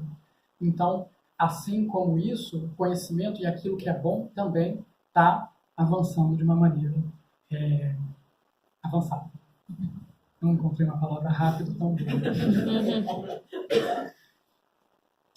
Grupos de discussão e debates estão acontecendo. Nós estamos num sábado de sol sentados, ouvindo o rapazinho falando sobre melhorias ambientais e sociais. Nós estamos querendo diferente, nós estamos querendo avançar. Isso está crescendo cada vez mais. Tem cada vez mais grupos de discussões acontecendo, cada vez mais livros, cada vez mais zonas de estudos. Até o WhatsApp, né, a gente consegue se usar de uma maneira correta, grupos de estudos e debates, né? A minha sogra está fazendo um curso agora pelo WhatsApp, assim, basicamente. Um curso que está levando muito conhecimento para ela, que não poderia ir até um local fazer um curso sobre isso. Temos, então, ferramentas tecnológicas. Energias alternativas estão surgindo e crescendo cada vez mais. Se antes era muito caro a energia solar, está ficando cada vez mais barato. Tem que melhorar? É claro que tem. Mas está acontecendo. Está acontecendo. E nós temos, eu gostaria de destacar esses 3 elementos, essas 3, digamos, ciências, que são a agroecologia, que são bem recentes, né? A agroecologia quer entender a melhor forma de produção de alimentos e daquilo que a gente retira do ambiente para consumir, né? Sem causar impactos ecológicos, ou seja, sem mexer com o meio, ou mantendo esse equilíbrio, né? Então, a agroecologia, ela produz várias culturas juntas, não apenas uma monocultura. Não se tem uma enorme produção de soja e etc. Você produz vários elementos juntos. E você utiliza também outros elementos além da produção, árvores, de uma maneira geral, enfim. Tudo está relacionado para manter o equilíbrio ecológico. A permacultura é a gente tomar cuidado dentro da nossa casa, quem tem sítio dentro do sítio, por aí vai, dentro do nosso apartamento, para que a gente só consuma aquilo que é necessário e para que a gente descarte de uma maneira eficiente o que tem que ser descartado. Não quer dizer que a gente vai deixar de consumir, não quer dizer que a gente vai deixar de produzir lixo, mas esse lixo vai para um local adequado. A gente tem, por exemplo, minhocário, a gente pode ter composteira, isso tudo dentro de apartamento. A gente vai consumir o que realmente é necessário e a gente entra no terceiro item, que é o minimalismo. Existe um documentário muito interessante no Netflix falando sobre minimalismo, que é você perceber dentro do seu lar aquilo que realmente é necessário para que você sobreviva, para que você viva. E a gente tem muita coisa excedente que não é necessário. Desde vestuário, calçado, itens de decoração, inúmeras coisas que a gente acumula achando que aquilo está nos fazendo um bem, mas exatamente, Maria Clara, está fazendo mal, está causando mal para a gente. Então a gente precisa, então esse documentário é interessante, é claro que a gente pode perceber o que é um equilíbrio para nós, né? Às vezes a gente se livra de algumas coisas e não era para ser assim, a gente precisa ter um equilíbrio também, mas tem muita coisa sobrando, tá? E com isso, com esse movimento, a gente aprende também a consumir. A gente aprende também, quando você começa a se livrar do que não está em equilíbrio com você começa a melhorar o teu consumo, porque você para de comprar tanta coisa, porque você começa a perceber o que é realmente necessário. Tá? Minimalismo. Ou minimalistas, alguma coisa assim. Tá? E aí, por onde eu começo? Na prática. O que a gente pode fazer? Boas práticas são aquelas que nos levam, por exemplo, a consumir produtos de base comunitária. O que quer dizer isso? Produtos de base comunitária. Nós, aqui em Niterói, digamos que somos uma comunidade niteroiense. Tá? Muitos produtos que chegam até nós são de grandes conglomerados de empresas mundiais. E são produtos que poderiam ser substituídos, por exemplo, cosméticos, itens até de alimentação mesmo, poderiam ser consumidos produtos que são produzidos aqui em Niterói ou no Rio de Janeiro. Aqui no Campo São Bento agora está acontecendo a feira de orgânicos a preços bem acessíveis de produtores da região serrana do Rio de Janeiro. Tá? Então, assim, não é caro, não é muito mais caro, né? O produto orgânico acaba sendo um pouquinho mais caro, mas não tem 5 litros de agrotóxicos por ano, né? Então, quando você for pesar na balança, você vai ver que consumir o orgânico, ele é muito importante, né? Então, temos que buscar uma alimentação mais orgânica até por uma questão de saúde. Não dá para deixar para depois, tá? É muito importante. E a gente está também auxiliando pessoas que têm um cuidado com o meio ambiente. Por quê? Porque o selo do orgânico, ele não é apenas dizendo que não tem agrotóxico. Você precisa ter uma boa relação com seus trabalhadores e provar. Você precisa ter uma boa relação com o meio ambiente e provar. Aí você recebe o selo de orgânico e pode fazer parte dessas feirinhas de orgânico. Caso contrário, seu produto não é orgânico. Então, nós temos também que diminuir o nosso consumo de carne e derivados. E há carne orgânica sendo produzida. É claro que aí é mais caro, é mais difícil, mas se quer consumir, tem que consumir direito. Senão a gente está participando daquela cadeia produtiva que é danosa. E aí, se a gente for levar a ética a sério, a gente está falando também que essa cadeia produtiva ela é sanguinária. Ela causa dor, sofrimento ao animal, né, de alguma maneira. Porque a maioria dos produtores de carne e leite não se preocupa com o bem-estar do animal. A grande maioria, ainda mais quando a gente fala sobre leite. Tá? Então, eu vou deixar para o Verão. Estou me sentindo horrível. Estou ali agora correndo daqui. Vai na feirinha já, se for correndo, porque pode estar acabando. Esse é o comportamento coletivo. Todos nós nos sentimos assim. Tá? Uma coisa interessante também que a gente pode fazer. Analise e diminua o seu lixo. Perceba. Faz uma semana, um mês, do que você junta separado, é claro, né? O orgânico do reciclável, e veja o que você está consumindo, a quantidade. E começa a perceber, como um pesquisador, o que você pode reduzir ou não. Descarte os descartáveis. Ponto. Isso não dá para negociar. Isso a gente está fazendo aqui no Instituto Mapadeva, diminuindo, né, acabando, na verdade, com a utilização de copinhos descartáveis. Em festas, essas coisas assim. Prefiro de papel, tá? Porque o papel ele se degrada. Mas usa sacola reutilizável, procura redes que utilizem sacos plásticos biodegradáveis. Supermercados, por exemplo, eu acho, se continuar assim, o Nando aqui perto utilizava, e eu sei que o Grand Marché, que fica lá em Santa Rosa, perto da nossa casa, também estava utilizando. Não sei se mantém. Mas aí começa o nosso trabalho como educadores também. Porque quando a gente recebe uma informação, se a gente guarda para a gente é egoísta. Então, se a gente tiver a possibilidade, e não fizer de uma maneira violenta, a gente pode levar a informação também para os nossos pares, para os nossos familiares, e falar, vamos só nesse mercado, porque ou vamos chegar no mercado que a gente conhece e falar, por que você não usa saquinho biodegradável? É mais caro? Não, tudo bem, mas é mais consciente, a gente precisa fazer isso. Então, repense esse modo, né? Recicle, reutilize, reduza e repense. Repense o tempo todo. A gente precisa, a todo momento, pensar sobre o que a gente está consumindo. Eu vou comprar isso, vou comprar aquilo. Tá, eu preciso. Se eu não preciso, se eu não necessito, não compro.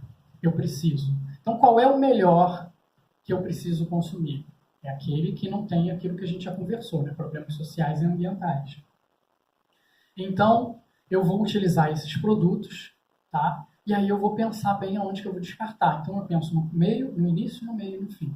Se eu preciso mesmo, de onde que vem e para onde que vai. Aí eu estou me tornando um ser mais sustentável. Eu dou esse exemplo aqui que é ótimo. Isso é uma cadeira de meditação, uma poltrona de meditação. Outro dia eu recebi, né, isso, vi no Facebook, não sei, né? E aí eu pensei assim, para que eu preciso de uma poltrona de meditação? Fiquei pensando assim, porque era caro, esse negócio deve ser mais ou menos desse tamanho, vai ocupar, meu apartamento é pequeno, nosso apartamento é pequeno, vai ocupar praticamente um cômodo para eu sentar e meditar, se eu posso utilizar uma almofada, uma cadeira, um sofá e etc. Então pensem se vocês precisam realmente de itens como esse. Papai Noel vai ficar bravo comigo, mas isso é uma coisa que a gente precisa pensar. Isso só é utilizado por praticantes de meditação e yoga.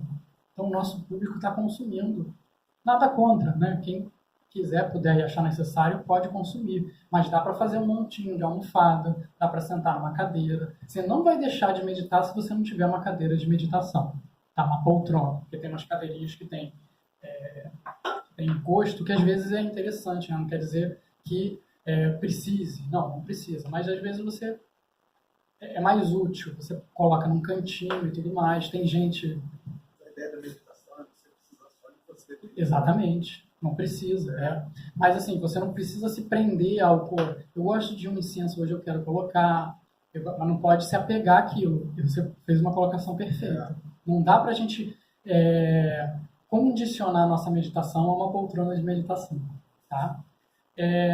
Tenha boas referências, isso é fundamental. Isso quer dizer o seguinte, não quer dizer que eu seja uma boa referência, não.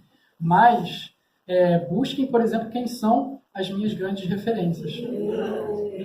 Então, por exemplo, assim, quem conhece o professor Carlos Henrique, ele sabe que ele não ia colocar qualquer um aqui para falar, tá? Mas, além disso, o Carlos é uma pessoa que estuda muito. O Tiago, que é o neto do professor Hermógenes, é uma pessoa que estuda muito. Aqui do lado nós temos o professor Marcos Roge e a Daisy, que talvez seja o casal mais famoso, mais... talvez o casal mais importante da yoga que a gente veja hoje no Brasil, porque eles disseminam muito conhecimento, eles produzem muito conhecimento, eles formam muita gente. Então procurem pessoas como essa e tantas outras, né? Eu cito aqui as minhas referências, né? E essas referências, eu sei que eles têm grandes referências, né? Por exemplo, o professor Hermógenes e o Swami Valayananda, que é o mestre do professor Marcos Rojo e da professora Daisy. Então, essas pessoas são referências mundiais em yoga. Então, se eles leem eles, eu posso confiar. Ah, mas eu vi um comportamento nele que eu não gostei. A gente vai ver isso em todo mundo. Tá? Todo ser humano tem a sua sombra. Se você se apega à sombra desse ser humano, o que você está tentando fazer é diminuí-lo para que a sua, vamos chamar de mediocridade, não pareça tão medíocre. Todos nós fazemos isso um pouquinho. Né? Quando a gente vê aquele ser um pouquinho maior, melhor, digamos assim, né? Com mais conhecimento, errando, a gente fala, tá vendo? Eu erro, mas ele erra também. E aí, se essa pessoa tiver referências divinas, digamos assim, né? Você não precisa ter uma religião, mas se essa pessoa, ela fala sobre Buda e sobre Cristo, por exemplo, e tantos outros, Sai Baba, Krishna, enfim, não vou ficar citando, mas para a gente não se alongar muito, que tem muitos, né? Mas, assim, se a gente percebe que esses seres, eles vieram e fizeram a diferença pregando o simples, pregando, por exemplo, que a gente entenda o nosso sofrimento como fez Buda, perceba que ele tem uma causa real, perceba que a gente pode superar isso. E se a gente segue, como, por exemplo, Cristo, que nos ensinou que todos devem ser perdoados, porque todos erram, não tem por que eu não seguir só porque está ligado à religião A, B ou C que eu não gosto. Não segue a religião, segue os ensinamentos, tá? E aí, a gente não precisa procurar poltrona, mas a gente deve praticar yoga, por exemplo. Eu, né, como professor de yoga, não estou aqui à toa. Eu estou na busca também. E eu percebo a yoga como um caminho. E aí eu estou aqui para dizer para vocês também, é seguro. Procurem porque faz a diferença. Então pratiquem a yoga, porque a yoga nos ajuda na autoanálise, na autopercepção. A gente se vira para o nosso vazio, que está sendo preenchido por alguém. Alguém, no caso, que está colocando um produto para a gente consumir, ou por alguma coisa. Então, enxerga o seu vazio através da yoga e da meditação. Que você vai começar a entender que esse vazio pode ser preenchido por algo divino. À medida que vamos avançando em nossa purificação e autoconhecimento, a noção que somos meramente uma personalidade humana, um único indivíduo, ela desaparece e mostra-se até mesmo nociva. E percebemos aflorar dentro de nós um sentimento de interligação com toda a existência. Isso é yoga. A yoga nos mostra que nós somos seres ambientais. Nós fazemos parte de um coletivo e de um meio no qual nós não somos melhores ou piores do que nada. Nós somos apenas mais um. Tá? O professor Marcos Rojo tem uma frase que é maravilhosa, que não espere que os outros percebam a maravilhosa pessoa que você pensa que você é. Não espere. Nós somos iguais a todos os outros. Nós temos as nossas sombras, embora a gente, às vezes, não apenas tente escondê-la dos outros como de nós mesmos, mas a partir do momento que a gente olha para essa sombra, e é isso que a yoga busca nos ensinar a fazer, a gente encara ela de frente e a gente aí vê que ela é só uma sombra e a supera, tá? Só uma outra, vou acabar agora com uma historinha do professor Marcos Rojo, tá? Falando sobre a importância da yoga e da meditação. Tá? Essa historinha eu gosto muito dela. Ele conta o seguinte, que tem um monge provavelmente da Índia, né? Que ele vivia num povoado onde todo mundo acreditava muito nele e seguia tudo que ele falava sobre yoga, sobre meditação. E aí esse monge tinha uma pessoa que não acreditava nele. E aí um dia essa pessoa encontra com ele na praça, sozinho, né? E ele fala assim, o rapaz fala assim, eu vou aproveitar e vou falar com esse monge. Então ele vai até o monge e fala, monge, olha só, eu vejo que que as pessoas te seguem e tudo mais, mas eu vou ser bem honesto com você, eu não acredito em nada que você fala. Eu acho que você engana as pessoas, assim. Aí o monge vira para ele e fala assim, peraí, deixa eu ver sua mão de novo. Aí olha, ó, vou te dizer aqui que a sua linha da vida ela é bem curta, hein? Ela não é só tão curta como ela acaba quarta-feira que vem. O que você estava me falando mesmo? Aí o rapaz fala, nada não, deixa pra lá, e vai embora, né? Aí quando ele vai embora, ele chega em casa, conta pra família, e a família, ela entra em pânico, né? Ele entra em pânico, caramba, como assim? Eu vou morrer quarta-feira.